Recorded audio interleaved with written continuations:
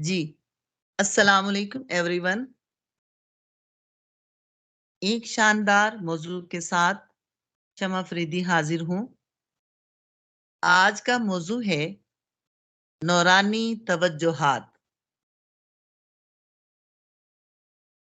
مرشد کامل کا، شیخ کامل کا، بزرگان دین کا اپنے مریدین پر، طالبین پر، سالکین پر توجہ فرمانا، یہ کیا ہے؟ تو توجہ تصوف کے بنیادی ارکان میں سے ہے۔ توجہ کی اہمیت افادیت کو صرف اہل باطن لوگ ہی سمجھ سکتے ہیں۔ اللہ پاک کی گڈ لسٹ میں شامل اولیاء اللہ، اہل تصوف، اہل طریقت ہی سمجھ سکتے ہیں۔ مختلف افراد نے توجہ کی تعریف مختلف الفاظ میں بیان کی ہے۔ بس دو تعریفات آپ کو بتائی جائیں گی۔ ایک تعریف اس طرح بیان ہوئی ہے کہ توجہ سے مراد ہے تسخیر قلب،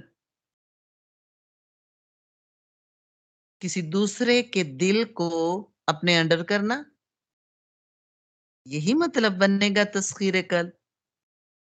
ہاں، اس کے ساتھ ایک اور بات کہ توجہ سے مراد تسخیر قلب کی وہ خاصیت ہے جس میں صاحب توجہ اپنے خیال کی طاقت، ارادے کی قوت کے ذریعے کسی کے دل پر اثر انداز ہو کر اس کے قلب میں تبدیلی کی کیفیت پیدا کرتا ہے۔ یعنی توجہ اپنی قوت ارادی، خیال کی طاقت سے کسی کے دل پر اثر ڈال کر اس کی حالت میں تبدیلی پیدا کرنا، توجہ یہ ہمت کہلاتا ہے۔ اہل طریقت اس کے ذریعے سالکین کے دلوں پر اصلاح، درستگی، تربیت کا اثر ڈالتے ہیں۔ اصلاح کا اثر یوں ڈالتے ہیں،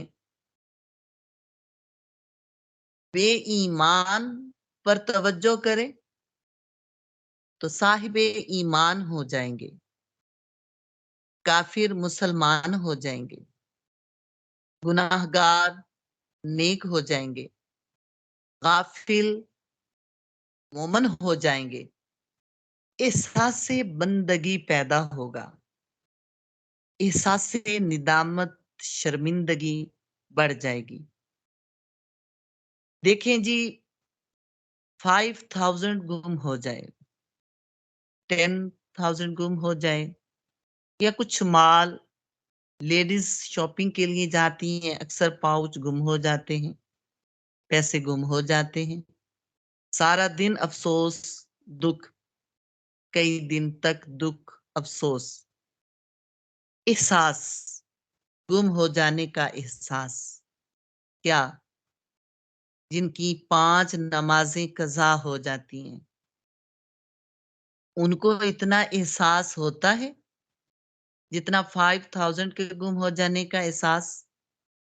تو بزرگان دین کی توجہ سے احساس بندگی، احساس شرمندگی، یہ احساسات پیدا ہوتے ہیں، یہ اصلاح کا اثر ڈالا جاتا ہے۔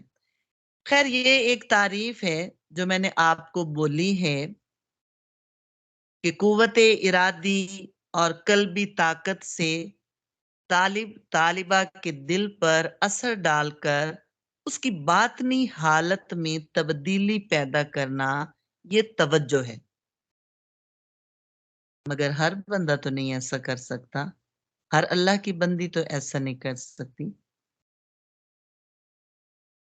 آپ اپنی تمناؤں کو کسی دوسرے پر ڈالو، آپ اپنی محبت کا اثر ڈالو، اپنے خیال کی طاقت کو ڈالو، جسمانی طاقت قلبی طاقت یہ دل پر اثر ڈالنے؟ تو نو، ایسا اثر نہ ہوگا، نہ اس کی سمجھ آئے گی۔ ایک اور بزرگ نے تعریف کی ہے، بہت شاندار تعریف فرمائی ہے، اور اس بزرگ کی جو انہوں نے توجہ کی تعریف کی ہے، اس تعریف کے مطابق اور مجھ ناچیز کے مشاہدہ حال کے مطابق میں شمع فریدی سلسلہ سیفیہ میں مرید ہوں۔ ایک عرصے سے وجدان و کیفیات سے بہت ساری باتیں تصوف کی روز روشن کی طرح واضح ہیں۔ وہ مشاہدات، وہ حال، ان کے مطابق جو آپ کو پہلی تعریف بتائی ہے کہ خیال کی طاقت، قلبی طاقت، قوت ارادی کا اثر دوسرے انسانوں پر ڈالنا، یہ توجہ نہیں ہے۔ توجہ یہ ہے کہ شیخ کا، مرشد کا اپنے لطائف سے انوارات، فیوزات کو شعاؤں کی صورت میں طالبین، سالکین کے لطائف میں منتقل کرنے کا عمل توجہ کہلاتا ہے۔ ایک کینڈل سے دوسری کینڈل جل جاتی ہے، ایک دیے سے دوسرا دیا روشن ہوتا ہے، ایک دیے سے ہزاروں دیے روشن ہو جاتے ہیں۔ تو اپنے لطائف سے نور کو خارج کرنا اور سامنے والے بیٹھے طالب طالبہ پر اس نور کی اثر پذیری کرنا اور اس کا یعنی اثر حاصل کرنا، یہ توجہ ہے۔ اچھا جی، بات ہے لطائف کی چل رہی، یہ بھی بڑا شاندار سا موضوع ہے اور نورانی توجہ کے ساتھ لازم و ملزوم ریلیٹڈ باتیں، مگر وضاحت کسی اور لیکچر میں انشاءاللہ آپ کو ملے گی۔ فی الحال تھوڑی سی بات لطائف کی ملاحظہ کریں کہ انسان عالم امر، عالم خلق کے 10 لطائف سے مرکب ہے۔ یہ اجزاء عالم کبیر ہیں۔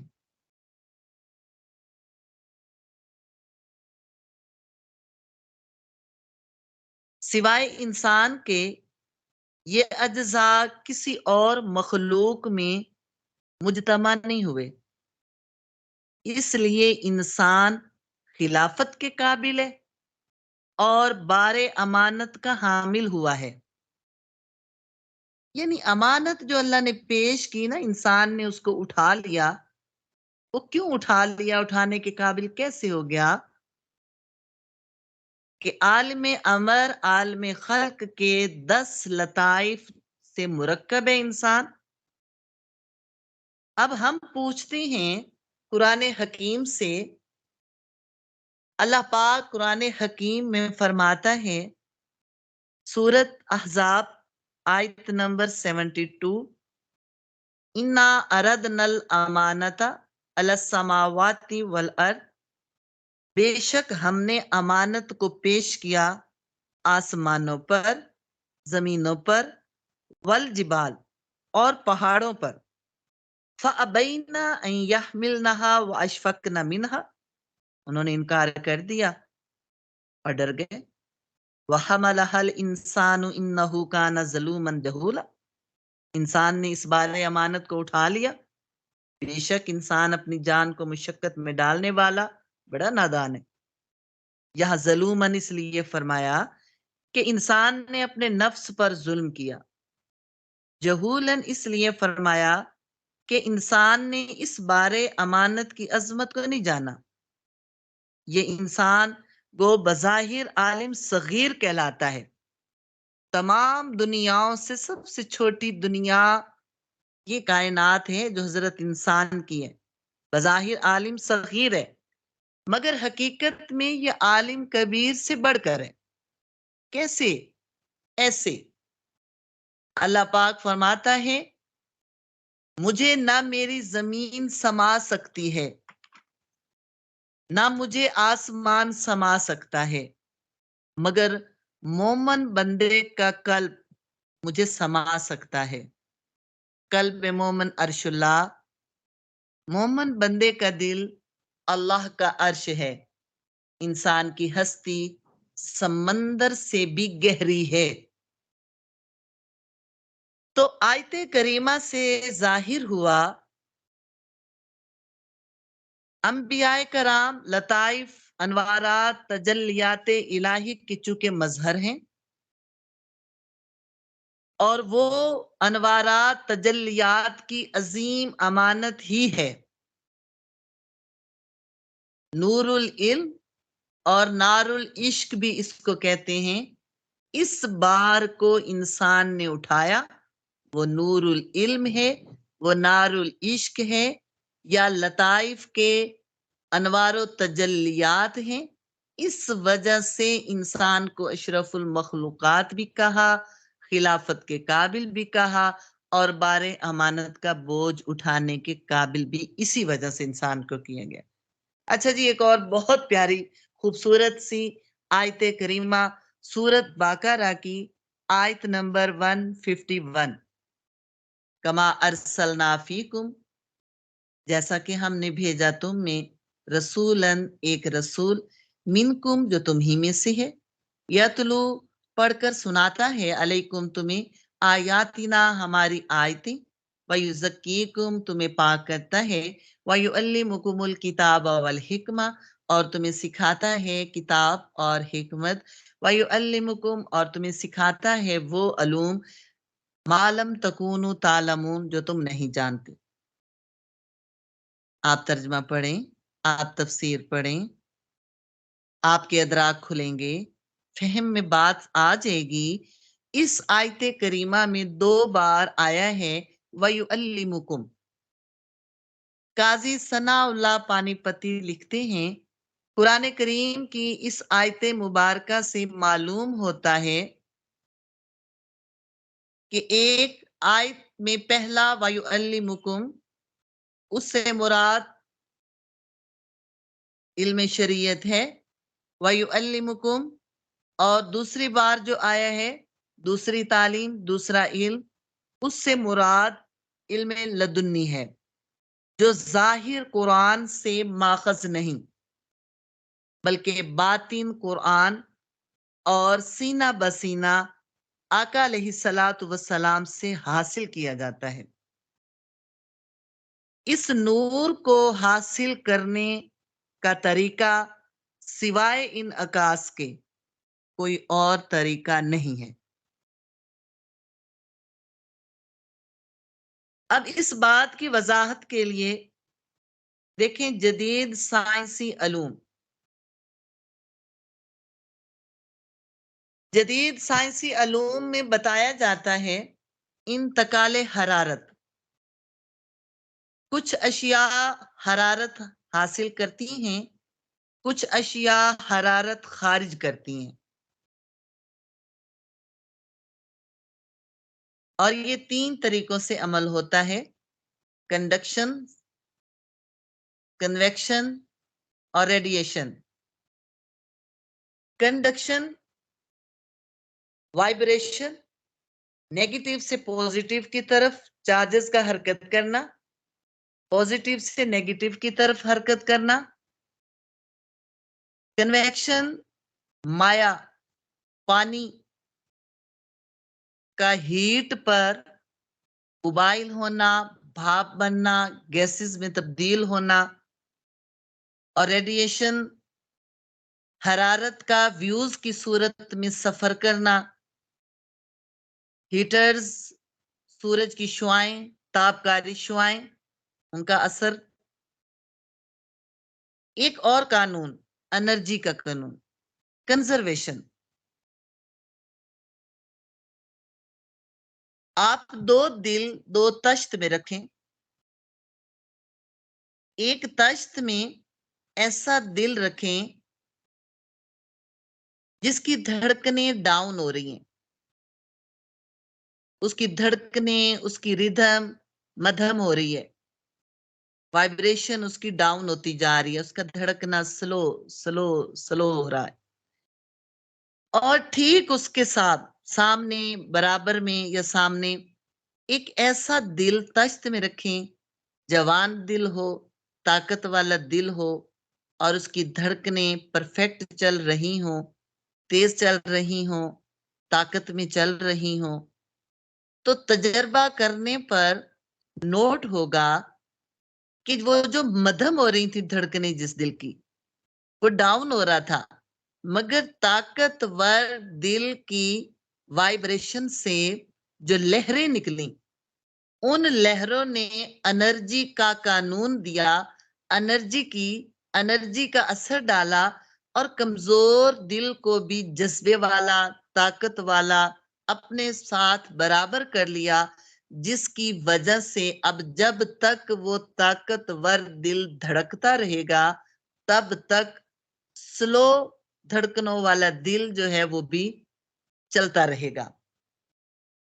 تو انتقال حرارت، انتقال روشنی، انرجی کے قانون جو ہمیں بتاتے ہیں ایک جگہ سے دوسری جگہ منتقل ہونے کا عمل. ارے لوگو، ایسے ہی فیض یابی کے دوران صحبت کا اثر، سنگت کا اثر، سوسائٹی کا اثر، آپ کی کمپنی کا اثر، ماحول کا اثر، آپ کی تعلیم کا اثر. فی الحال تو فیوز کی بات ہو رہی ہے، اللہ والوں کی بات ہو رہی ہے، تو اللہ والوں کے ساتھ جو صحبت ہے، جو سنگت ہے، جو بیعت حاصل کر کے ان کے مرید ہو جاتے ہیں، تو توجہ کا عمل بھی اسی نوعیت کا ہوتا ہے. یعنی بذریعہ انعکاس مرشد کامل، شیخ کامل اپنے لطائف سے نور منتقل کرتا ہے سامنے بیٹھے طالبین پر، حاضرین پر، سالکین پر، ذاکرین پر.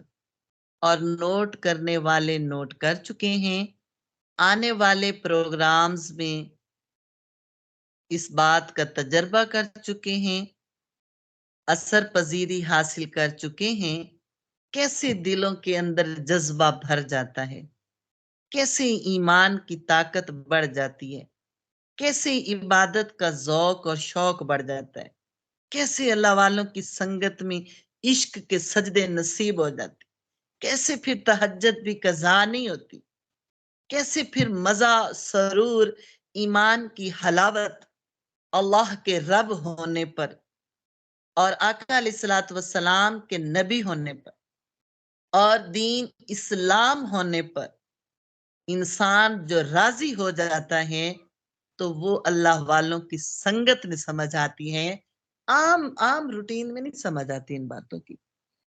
اچھا جی، بات یہ ہے کہ آقا علیہ الصلوۃ والسلام کی صحبت، چلیں ہم بات پکڑتے ہیں اپنے نبی کی پیاری کوئی بات لیتے ہیں، ان کی صحبت کو چیک کرو ذرا. نور مجسم محمد صلی اللہ علیہ وآلہ وسلم، ان کی صحبت اور یہ نورانی توجہات ہی تو تھی. صحابہ کرام کا تزکیہ نفس ہو گیا، تصفیہ قلب ہو گیا، اور ناقابل بیان بلندیوں تک وہ پہنچ گئے. تو یہ ظاہری صحبت کا اثر ہی تو تھا. وہ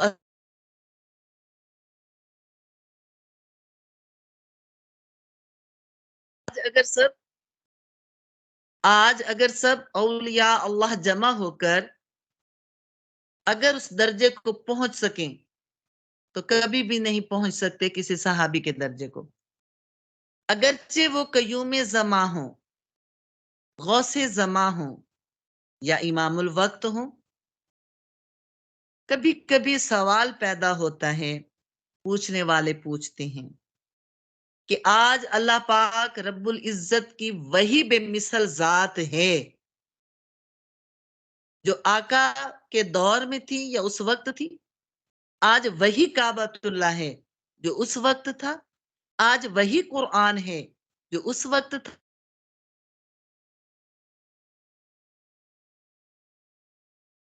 کیسے ہیں؟ آقا علیہ الصلوۃ والسلام نے فرمایا میرا زمانہ بہتر ہے، پھر میرے صحابہ کا زمانہ بہتر ہے، اور پھر تابعین کا زمانہ بہتر ہے. تو صحابہ نے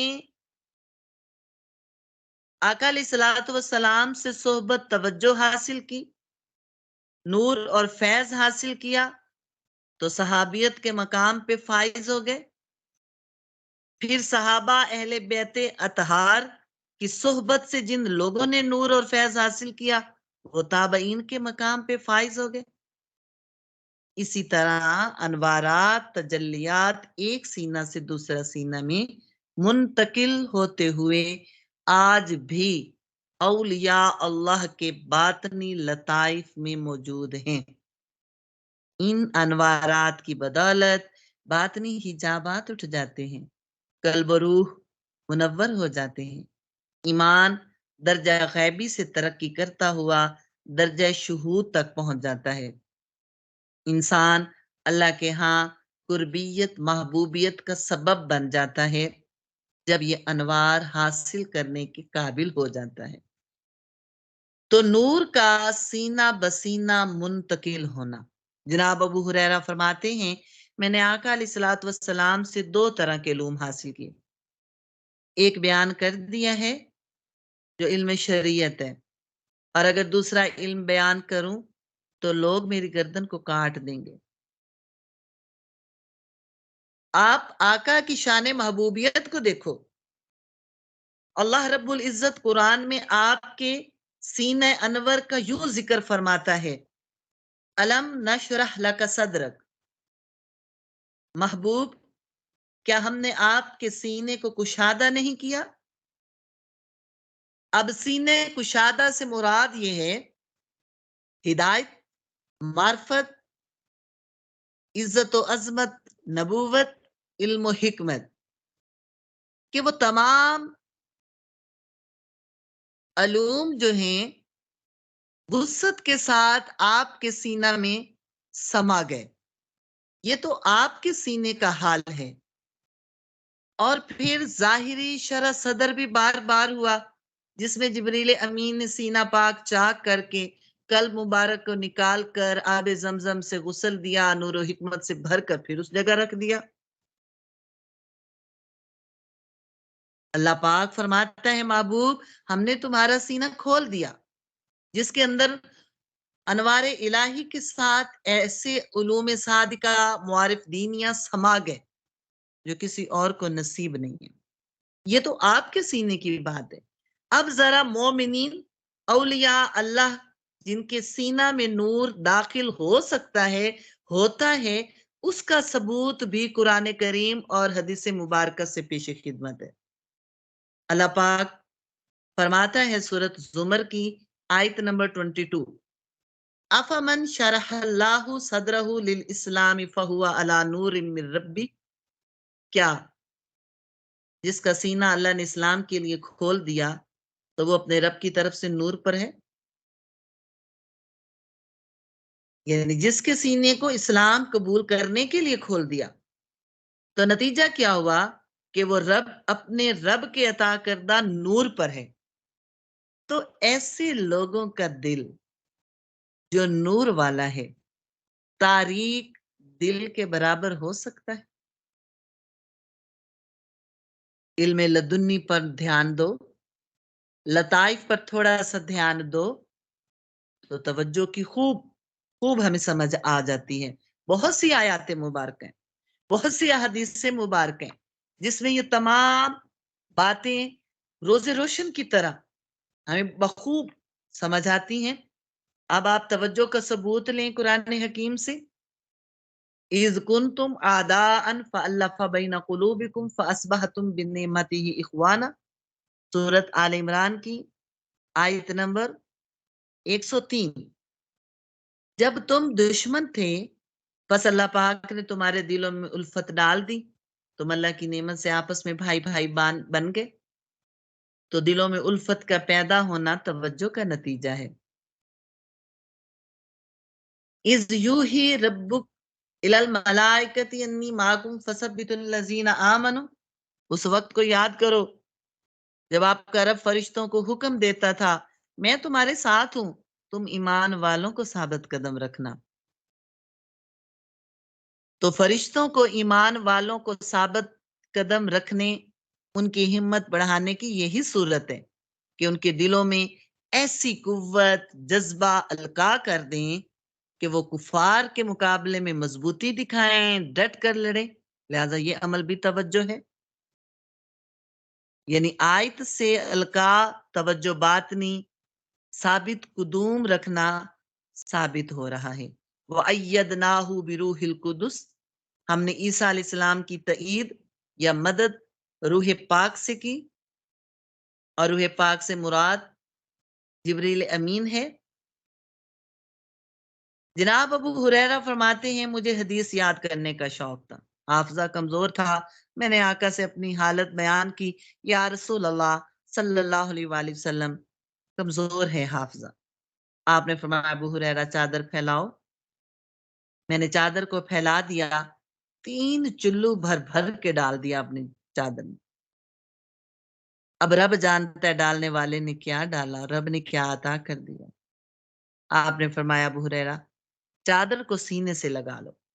ابو ہریرہ نے چادر کو سینے سے لگا لیا، ایسی قوت حافظہ عطا ہو گئی کہ جس کی وجہ سے آپ کبھی حدیث کو نہیں بھولے۔ ایک غزوہ میں آقا علیہ الصلوۃ والسلام واپسی پر ایک درخت کے نیچے آرام فرما رہے ہیں، اپنی تلوار درخت سے لٹکا دی۔ ایک یہودی نے آ کر تلوار اٹھائی اور آپ کو جگا کر کہا اے محمد صلی اللہ علیہ وآلہ وسلم، اب آپ کو میرے ہاتھ سے کون بچائے گا؟ آپ نے فرمایا اللہ۔ یہ سن کر اس پر کپ کپی طاری ہو گئی، تلوار ہاتھ سے گر گئی۔ آقا علیہ الصلوۃ والسلام نے تلوار اٹھا کر فرمایا اب تجھے کون بچائے گا؟ وہ گھبرا کر بولا کوئی نہیں بچائے گا۔ آقا علیہ الصلوۃ والسلام نے فرمایا اگر تو بھی کہہ دیتا کہ اللہ بچائے گا تو اللہ تجھے بچا لیتا۔ آپ نے توجہ ہی تو کی کہ وہ کانپنے لگا، تلوار اس کے ہاتھ سے گر گئی، پھر وہ آپ کی توجہ کی برکت سے ہی تو مسلمان ہو گیا۔ بہت ساری احادیث مبارکہ ہیں، بہت ساری آیت کریمہ ہیں جس سے توجہ کا ثبوت ملتا ہے۔ تو نورانی توجہ اب آپ کو بزرگان دین سے حاصل ہوگی، اس کے لیے بیعت حاصل کرتے ہیں، یعنی جیسے داخلہ لیتے ہیں یوں داخلہ لیا جاتا ہے۔ انشاءاللہ تعالی پارٹ نمبر 2 میں آپ کو توجہ کی اقسام بتلائی جائیں گی۔ اللہ پاک عمل کی توفیق نصیب فرمائے۔